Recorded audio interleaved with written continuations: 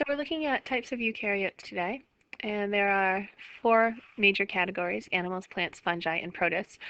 And this classification system works well for our brains because these animals are very different from plants. These move around and eat things, and these do photosynthesis. And these have cell walls, the fungi, but they're also heterotrophs like animals. And then everything else is a protist. The only thing is with this system is it's really not accurate genetically.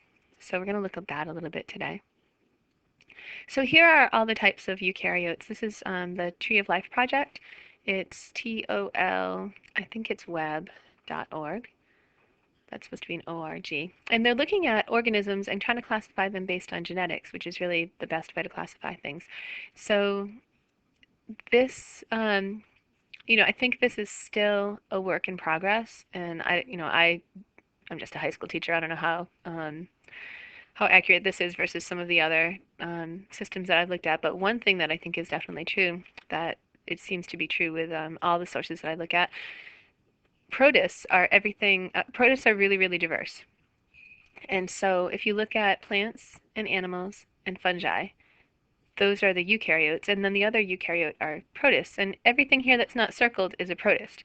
And so the idea here is that protist is a nice category for us, for humans to think about. It's easy to put in our heads. There's plants and animals and fungi, and then everything else is a protist. But actually, these are really, really, really diverse. And so that's what I wanted to show you. And that part is certainly true from all of the sources that I'm looking at. Okay, so everything not circled is a protist, which means that they are crazy diverse. So for us, those are the categories that I want you to know: plant, animal, and protist. But think of protist as the junk drawer of eukaryotes. There's a junk drawer. So in other words, here I've got a new organism to classify. It's a eukaryote, but it's not a plant or an animal or a fungus. Yeah, I'll call it a protist. So it's really just something that works well for our brains. It's not really true genetically. So let's do it anyway. Protist. Protists are mostly unicellular. The multicellular ones do not have specialized tissues. Some are autotrophic, others are heterotrophic, and some have cell walls and some don't. And don't get confused with something like Euglena, which does not have cell walls, but does have chloroplasts and is autotrophic. There are all kinds of crazy, unusual organisms that are protists. Okay, fungi. Fungi are multicellular except for yeast. They are absorptive heterotrophs, which means they don't eat their food and swallow it. They digest their food outside of their body and then they absorb it in. Their cell walls are made of chitin, which we talked about in our biochemistry unit. Plants. There's a plant. Plants are multicellular. They are autotrophic. They absorb sunlight to make glucose, and that process is photosynthesis. And they have cell walls made of cellulose. I think there's usually pectin involved too. Animals. Animals are multicellular. They are ingestive heterotrophs, which means for the most part we eat food and digest it inside of our bodies. There are a few weird ones, like starfish, for example, will kind of puke a little bit of their stomach acid onto a clam that they're trying to open to digest it, but then they'll take that into their stomach. So there's some weird ones. They feed on animals or plants. They actually can eat. We can eat fungi too. Okay, so now what we're going to do the rest of this video, we're going to be looking at the different animal phyla. So we looked at plants and protists and fungi, and now we're going to look at animals. So here's the tree of life for animals, and you are right here, a chordate, which means you have a spinal cord. And for most of us, we're vertebrates, which means we also have a backbone surrounding it. Here are starfish, and these are two different types of jellyfish, really, the cnidarians and the ctenophores, I think you say it that way. Sponges. Annelids are segmented worms. Here are arthropods, which includes insects and things like, crustaceans like lobsters. These are mollusks and nematodes. So this is another type of worm, but not a segmented worm. You didn't know there was so much diversity in worms, I bet. Here's another type of worm and another type of worm. And I think that's another type of worm. So lots of different types of worms. And what else did I want to say? I guess one interesting thing here are the sponges because they don't really have specialized tissues. Well, they sort of do. They have different cells, but they're very, very primitive. So they're an interesting one to study. What we're going to do next is look at the chordates, and we're going to look at the different types of chordates because that's where we are. So that's what I find interesting. So we talked about bacteria and archaea, and we talked about eukaryotes. We talked a little bit about protists and how there's so many that we don't know that much about, and how it's not really a great group except it's everything that's not fungi, plants, or animals. And we talked about these a bit. Now what we're going to do is talk about animals a little bit more. So there are chordates and arthropods and many, many, many, many other types of animals. Now we're going to look at chordates. So let's look just at chordates. I think I said that before. So here are the major vertebrate classes. There are a couple of chordates that are not vertebrates. There's the lancet and a couple of others like that. But mainly we're talking about vertebrates for the chordates. And so there's cartilaginous fish, like sharks, and then there are fish, bony fish. There are amphibians, reptiles, birds, and mammals. So let's talk a little bit more about, about those. So fish with cartilaginous skeletons, that's these. And then regular fish are different from them because they have bony skeletons.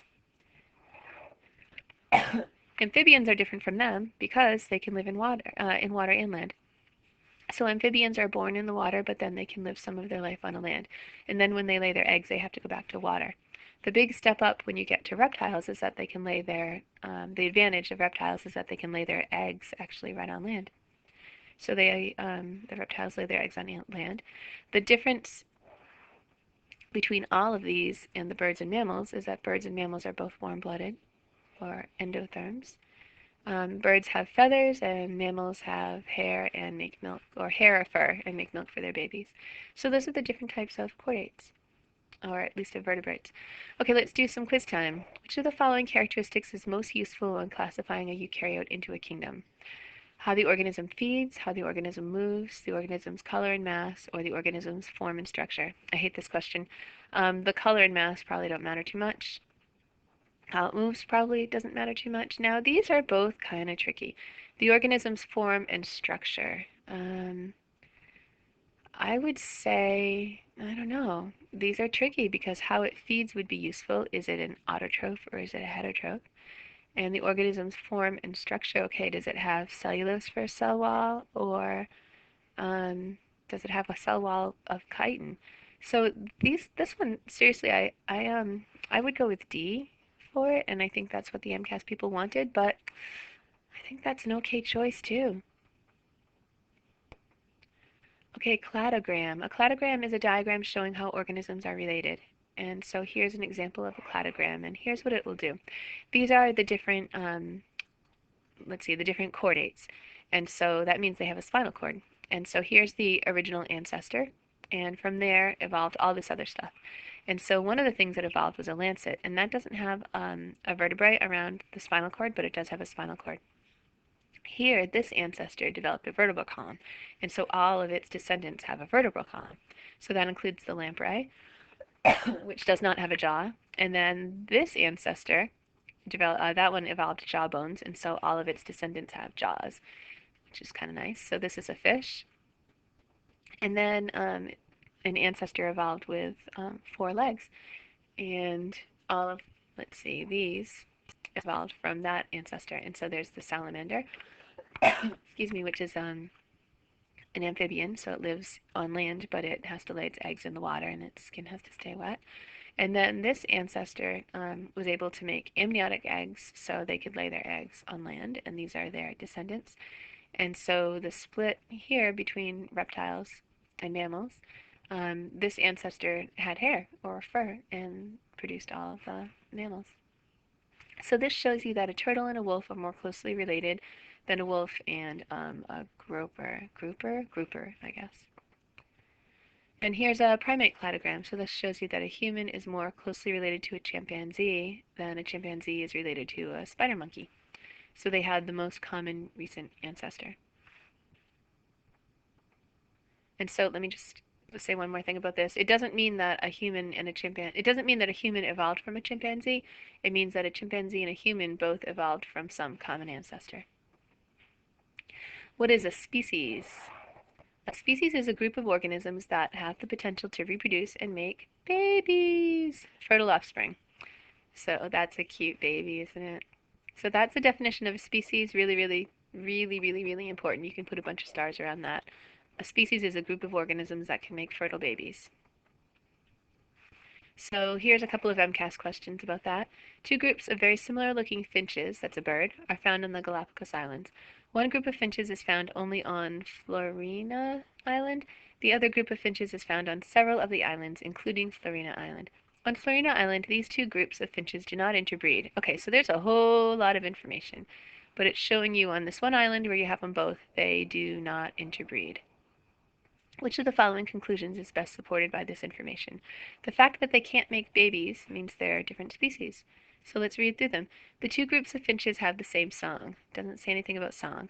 The two groups of finches are different species. That is it. I don't even have to read through the rest of them, but you might as well, because you never know what else they're going to say. The two groups of finches adapted to eat the same foods, maybe.